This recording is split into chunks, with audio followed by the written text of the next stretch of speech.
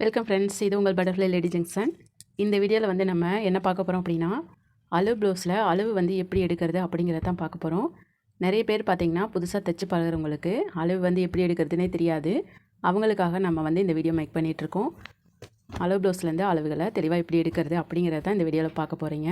வீடியோவை ஸ்கிப் பண்ணாமல் பாருங்கள். நமக்கு வந்து என்னென்ன தேவைப்படும் அப்படிங்கிறத நான் வந்து சொல்லிடுறேன். லைனிங்கில் தைச்ச ப்ளவுஸ் வந்து சாரீ ப்ளவுஸ் எடுத்திருக்கேன். சுருக்கமே இருக்கக்கூடாது, சுருக்கம் இல்லாத மாதிரி எடுத்துக்கோங்க. அதுக்கப்புறம் பார்த்திங்கன்னா டேப் வேணும், நம்மளுக்கு டேப் எடுத்துக்கோங்க. அதுக்கப்புறம் வந்து ஸ்கேல் வேணும், ஸ்கேல் எடுத்துக்கோங்க.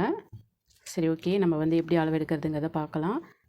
ஃபஸ்ட்டு வந்து நம்ம அளவு ப்ளவுஸில் என்ன அளவு ஃபஸ்ட்டு எடுக்கணும் அப்படின்னா, பாடி சுற்றளவு தான் ஃபஸ்ட்டு நம்ம வந்து எடுக்கணும். இது எடுத்தால் தான் அவங்க வந்து எப்படி இருப்பாங்க அப்படிங்கிறது நமக்கு தெரியும். அதை வச்சு தான் நம்ம வந்து ப்ளவுஸ் மார்க் பண்ண முடியும்.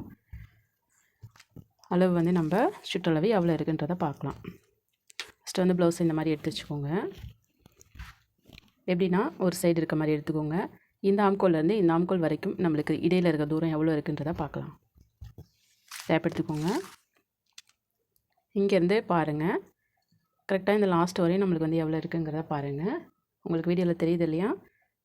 20 இன்ச் வருது, சரிங்களா? அப்போ வந்து ஒரு சைடு 20 அப்படின்னா சுற்றிக்கும் நம்ம வந்து ஃப்ரண்ட்டும் பார்க்கணும் இல்லையா?